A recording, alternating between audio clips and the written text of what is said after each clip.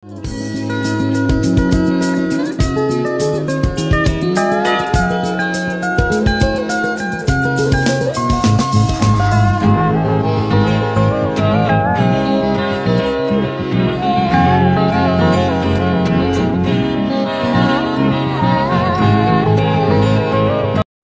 moments later. Kung kayo po yung tatanungan, ano po yung first impression sa akin? First impression? 10 times. Mababait man, mukhang mababait. Tapos mukhang matatalino. Sa tingin ko, mga mahihain kayo. Pero nung tumagal, mga hindi na. Yun lang. First impression, not naman sa mga OJTing na pumapasok sa amin, syempre yun talagang iniisip lang sa inyo, nag-apply kayo as OJT dito para matuto. So, dinala nyo sarili nyo dito sa opisina para mapag-aralan, mag-observe ng maayos kung paano ba kami kumikilos sa trabaho. So, syempre, nakita ko sa inyong dalawa, tahimik, behave na lang, mabait. Then, syempre, yung bilang OJT na hindi naman talaga actual na marami kayong ginagawa, hindi naman kayo nahantok.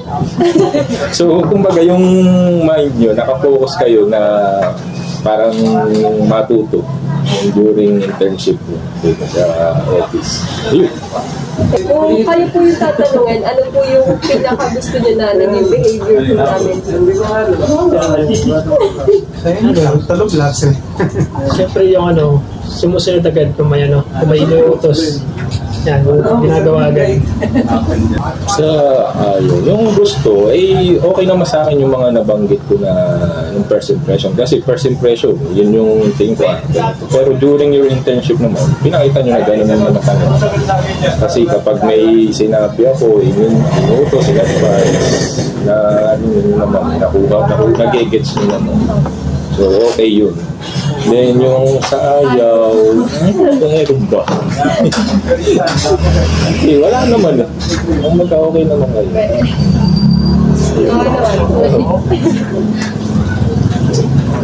Wala po, wala. Wala naman sa ayaw. Wala pa. Yung lang, syempre hindi naman negative yun. Yung minsan may araw kayong hindi nakapasok kasi may excuse naman. Pero sa actual kasi na pagtatrabaho, syempre may hindi naman bawal. May naman kayo, may benefit kayo sa company na mapapasukan. May entitled naman kayo mag-leave basta mare-regular.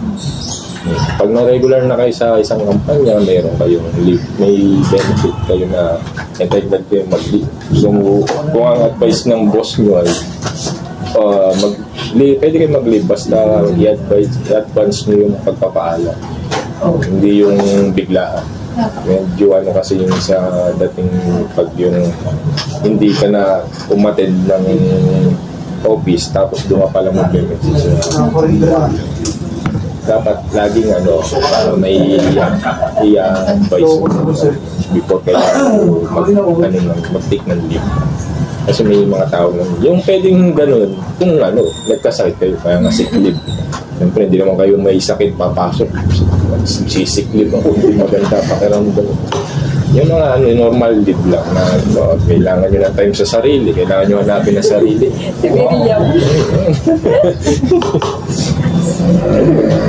Kahit nasunurin naman. Kahit paano.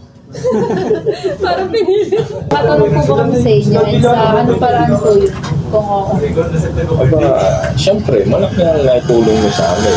Kaya nga kami nag-hire ng OJT, nag-accept kami. Kasi unang-una, nakakapag-assist kayo sa amin para dun sa mga clerical works namin. Like yung sa pagpapile ng paperworks, nakakapag-assist kayo sa amin by kung may mga pwede kaming ipa-assist sa inyo. Tapos yung nare-refresh yung mga basic process namin by way na sharing sa inyo kung ano yung mga basics dun sa tinatrabaho namin.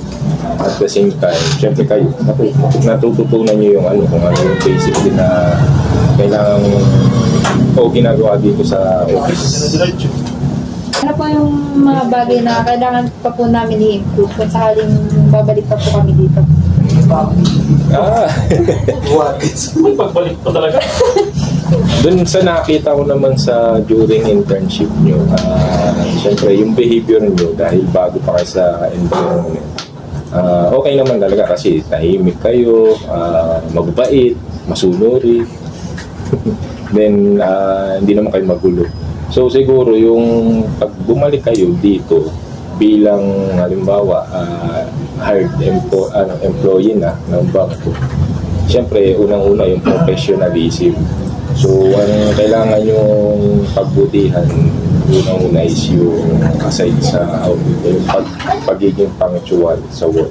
Kasi kung bilang bagong empleyado, dapat sa unang araw pa rin ng pagpasok na hanggang sa susunod, pumapasok kayo sa tamang oras, then ginagawa nyo yung trabaho nyo on time.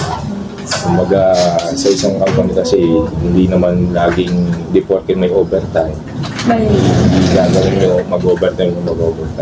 Kasi at the same time, mas magiging rin sa inyo, help din sa inyo yung makauwi kayo ng tamang oras. Mas makakaroon kayo ng time sa inyong family, sa sarili nyo. Ano pa ba? Sa behavior naman, siyempre, kailangan nyo hindi lang naman basta maging tahimik lang o dun sa ginagawa nyo.